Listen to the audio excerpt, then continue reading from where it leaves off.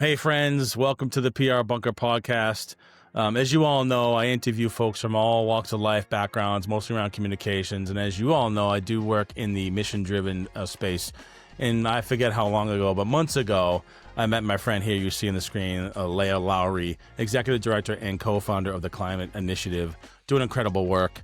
Up in Maine, we talked, had some conversations. I heard the story and I said to her, I need to have you on my podcast and hear the story. So, Leah, thanks for being here. Thanks for joining us on the PR Bunker podcast. Thank you so much for having me. All right, I always start with this question, like, how'd you get here? Clearly, it's a long story and it's a long-winded kind of thing, but like, talk about your career. Clearly, you didn't wake up one day and say, I'm going to start this thing. Tell us the story. Totally by accident, which I think most people in their careers end up that way. I actually started out, I always like to say this, I started out in music and very quickly shifted to that trajectory. But I started out in my career in teaching, and I taught agriculture and construction and shop and all of that kind of stuff down south, and got moved to Maine, and they didn't have that here. So I was sort of at a loss for what to do. And at the time, a bunch of people had sent me this ad for the Kennebunkport Conservation Trust.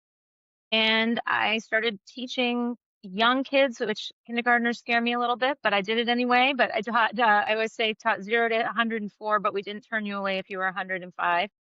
And just to learn to love the landscape and learn to love each other and learn their history, their shared history. And in that process, we started a class called the Gulf of Maine Field Studies. And that class was started because the high schoolers that I was seeing that I had taught all the way up through, they were coming back and they were dropping out of environmental science classes. And we thought, you can't do that. We need you right now more than ever. And so we started talking to them and asking them, why are you dropping out? What's the problem? And they said, well, environmental studies is really depressing because we hear about all these problems all over the world and there's nothing we can do about it. And so they were just kind of throwing their hands up and saying, screw it, I can't do anything about this. And so we decided to create a class that was a little bit different and where we took the landscape they lived on and said, okay, here's something tangible that you have access to. What kind of changes can we make? So we taught them about things that were happening in their own landscape. And they made some huge changes, and our community was really engaged and involved. And we started having these intergenerational conversations that were just fantastic. From that, a funder came to us and said, hey, you should take this national. We kind of laughed, but we tried it, and we got our funding in January of 2020, which was a great time to try and spread an in-person program because March, the whole world shut down. Wow. But then we pivoted very quickly and made our program kind of short modules that were online, and it just kind of, as they say, went viral. Wow. So from our little Incredible. town in Kennebunkport to all over. So clearly, what started locally in Kennebunkport, which is a beautiful community to visit. I don't care if it's cold, summertime. If you're around New England or if you're not, feel free to visit Kennebunkport. Great restaurants, great scene up there. But you talked about taking this really simple concept, tackling a very big problem in the little corner of Maine and Kennebunkport. And how does that seed grow? Clearly, you need to get people to support your organization through a variety of things. How do you reach people? Because this podcast is all about communications and outreach and that sort of stuff. So how do you take this message and get people out? And what does that look like in terms of reaching people, getting folks to support you, and growing this thing at that national level as we talked about? Yeah, so we started out with really reaching out directly to educators. Going through school systems is really, really hard. And so we wanted to get people who are already passionate about this, but just didn't have the resources. And frankly, educators don't get taught any of this stuff in their pre-service. So while there's this push sometimes to bring this into the classroom, they don't really have the resources or the necessary knowledge, or they feel not confident enough to do it. So we decided that we would provide these resources, go straight to educators who really wanted to do this. And we found that there was a huge market for that. So we had a lot of educators coming to us and saying, yeah, we want to know more. We want to know how we can do this in our classrooms. My passion is really about creating interconnected and resilient communities and intergenerational conversations. I always call it rebuilding the front porch of our communities because that's what I'm Love that. passionate about. Love it. And yeah, I mean, we're so nomadic now, right? We don't necessarily know our neighbors. We don't necessarily grow up in the same place that our parents or our grandparents did. Some of us are lucky too, but many of us don't. So really creating those connections to tether students to their communities and make them feel heard and have agency, but also just to kind of connect community members, right? Because the Surgeon General says we have a loneliness epidemic, and it's true. Most of us feel a little bit kind of like we don't necessarily belong in Hmm. our communities or don't feel connected. So we went straight to educators and started providing them the resources that they needed. And their whole module that they do, that we created for them, involves integrating the community into their classrooms. So doing interviews with longtime residents or town leaders or community leaders, city leaders, and then designing an action project that is meaningful to their community. And so the students go out into the community and they're integrated with the community to do these action projects. And then we have one program that is just direct to youth. So if there isn't a teacher that wants to do this kind of thing, they can actually create these action projects by finding community partners. So when you say, how can people get involved or how can people help? That's one great way. If you want to partner, if you work with an organization that wants to partner with young people on creating some kind of really great sustainable or resiliency project in your community or something that your community needs and they want to bring it to the town, that's a great way. That's great. Of course, as most people say, it's, of your, anything that you can give of your treasure is great. Of course, we're trying to run this program, but also of your talent. If you have something that Absolutely. you're really talented and know about, or if you just want to get involved in some way, give us a contact and we can figure out how to do that. But we have educators in all 50 states and in 44 countries and are serving over 500,000 youth now. That's great. Well, one of the things I love about the story is the fact that it did grow like a little plant that was, you put in the ground and you watered it, and an idea to a concept to a thing to organization, not to this national, program you've rolled out. Uh, clearly climate is a massive macro issue, and it can be politicized. We won't even get into that. One things I love to do as a communicator and somebody in public relations is sort of tell the macro through the micro. So you kind of alluded to that a little bit, how you're working with teachers. When, say I'm a donor and I'm like, I'm all on board in this. I've got a fairly hefty check I want to write. I want to understand more about the impact you've made. Oftentimes impacts with nonprofits are told through impact stories. I'm sure you're probably chock full of like these little tiny anecdotes. Give us an anecdote. Give us a little bit of the micro of things that kind of prove out the point you just made to really kind of bring the story to life for us.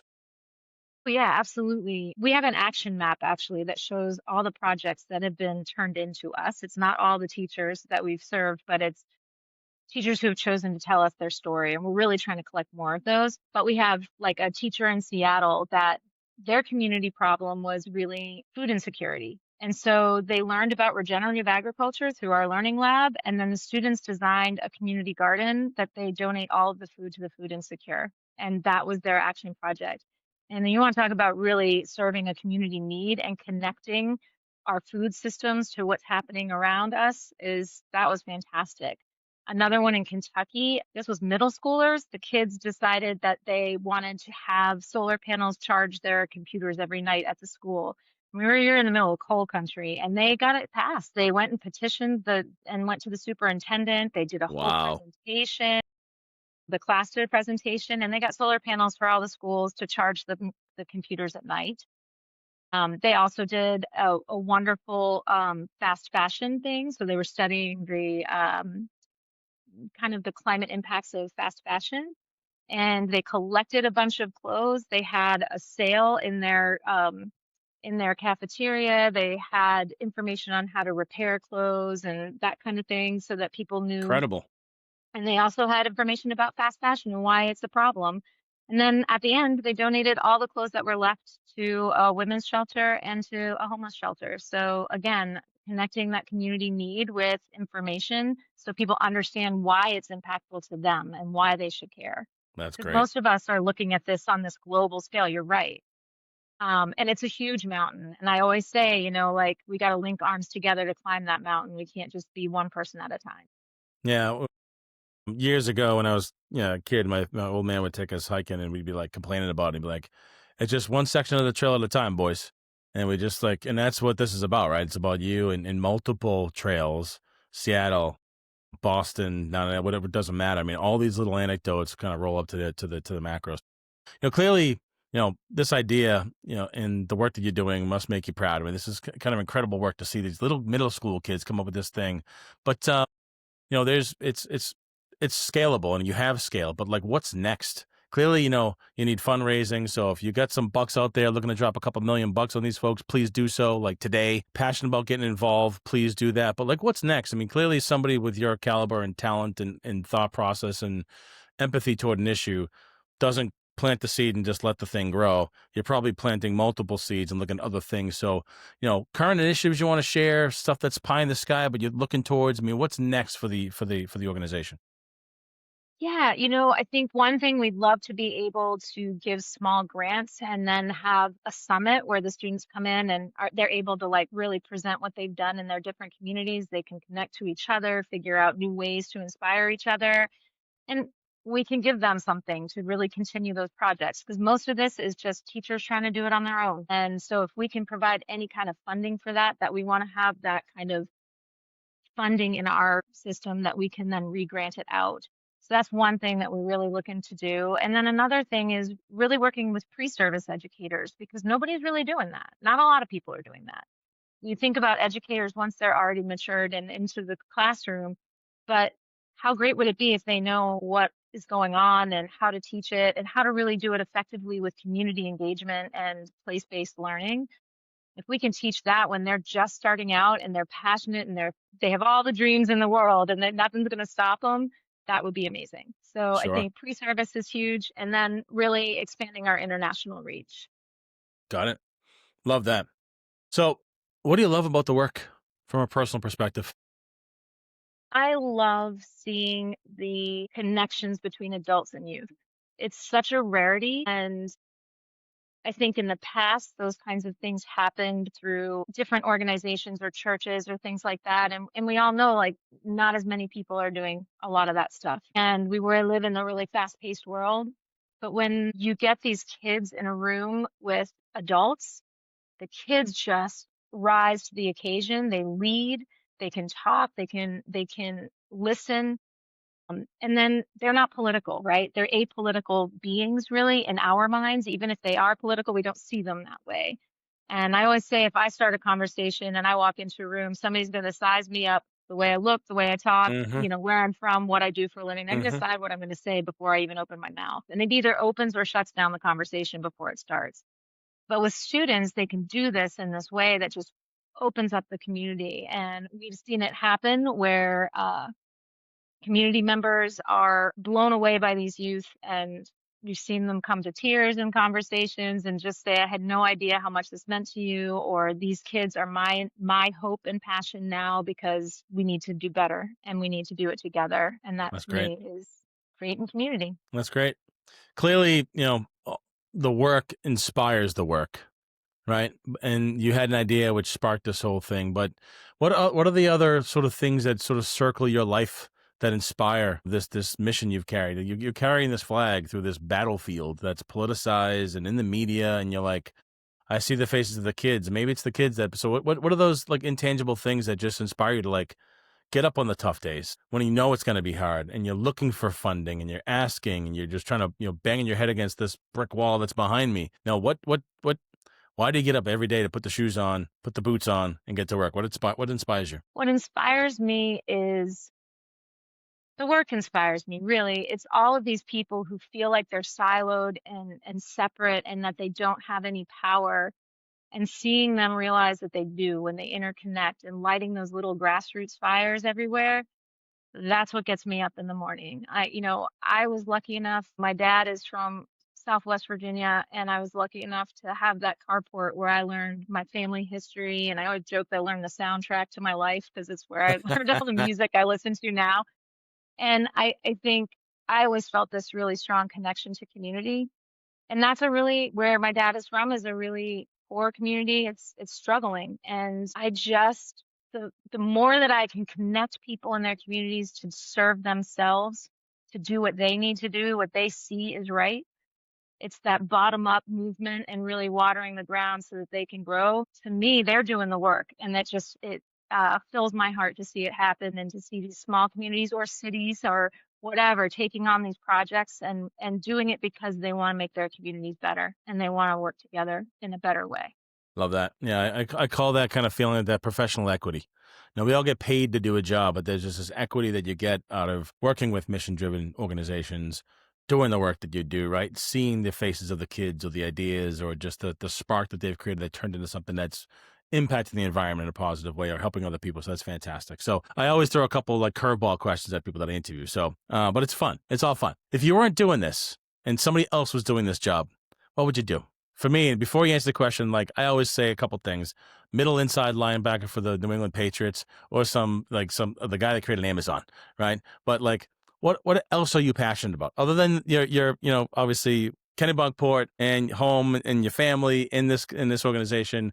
What's your personal passions, and what would you be doing if you weren't doing what you're doing now? One or two things. I could say probably two things, right? So one of them would probably be I would love to have like a travel blog. I love to travel. I love to meet new people and I love to meet like local people. I'm not somebody who wants to go to the big touristy place. I want to go to the small place and sit at the restaurant where people wonder who you are and talk to you. And I would love to do that. Like to me, that would be an ideal job. But I've always had a passion for agriculture. That was my major and my master's. So I think I would probably have a small hobby farm and just sort of do my thing. I don't know. It's Love one of the that. two. Plenty of space up there in Kennebunkport. Yeah. Get farming, as they'd say. What do you love about Kennebunkport? For those that are listening, watching, and haven't been there before, how would you describe that little quaint New England town?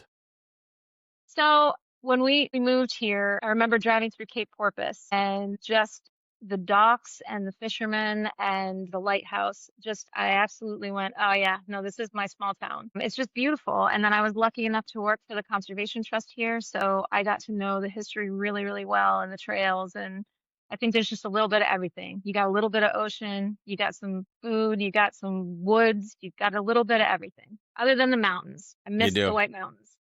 A quick Other drive than that, away. Quick drive away. It's drive fine. away. Quick drive away. Excellent. Well, where can people learn more about your organization? How can they support Time, Talent, Treasure? Where can we send people? So you can come to our website, which is just theclimateinitiative.org. Or you can email me, which is just Leah at theclimateinitiative.org, LEIA. And then we have Instagram, which is the_climate initiative, and Facebook, we are the Climate Initiative. We're also on LinkedIn, so you can find us there. And yeah, follow us, see what we're doing, get in touch. Love that. And what's the sort of the last sort of call to action you'd like to leave the audience that listens to this podcast or people coming, like what's the one thing you want to put a pin on that people can take away from this conversation and they can carry part of that flag for you moving forward? What's that pin? That pin is no one's coming. No one's coming. And it's up to us to work together to solve our community issues. No one's coming to solve it for us. And if we all just remember that and remember that we care about our neighbors, we care about the same things. We all have the same thing we care about. We want safe streets. We want healthy air. We want clean drinking water. We want food on our table and shelter over our head. So there's a whole lot more that combines and unites us than divides us. And so no one's coming and we got to fight the fight. Love that. Love that. Should be on a t-shirt somewhere. Love it. Love it. Love it. Leah, it's been an absolute pleasure to speak to you today. Love the story. Love the story about the kids and the charging of the charging stations and the solar panels. I mean, just incredible work that's reaching well beyond Main Street in Kennebunkport, which is incredible. So that little that seed you planted, I should say, has grown exponentially. I'm looking forward to seeing that forest grow beyond your reasonable doubt. But I appreciate you being here today on the PR Bunker. Thank you so much, Don. I really appreciate you having me. Thanks for joining me on the PR Bunker podcast. As you can tell, I'm out of the bunker today and upstairs in the house. My wife has already decorated for the fall. It's September. People are back to school. People are back to the grind, if you will. We've got a bit of a sprint here between now and the end of the year. Q4 is here. So what are you doing to get your business going and close deals meet people, build relationships, so it sets you up for a fantastic end of 2025 and a heck of a start for 26. I can't believe we're talking about 2026. But thanks again to Leah and the team over at the Climate Initiative for joining me today on the PR Bunker podcast. Hope you learned a couple things about the organization, what they do, and how to support it. But please feel free to share this. It's a wonderful mission. I'd love to get them some support however we can. Visit their website, share this podcast, just talk about it. If you're in education or know a teacher or in education, share this. Let people know that this wonderful organization is out there for them to help young people understand how they can impact the climate today and tomorrow and in the future. So thanks again for joining the PR Bunker podcast. To get more of these episodes, head over to Spotify or just visit prbunker.com. And of course, if you ever need public relations help, or if you're a nonprofit that needs your story to be told, let me know. Happy to help. Thanks for joining.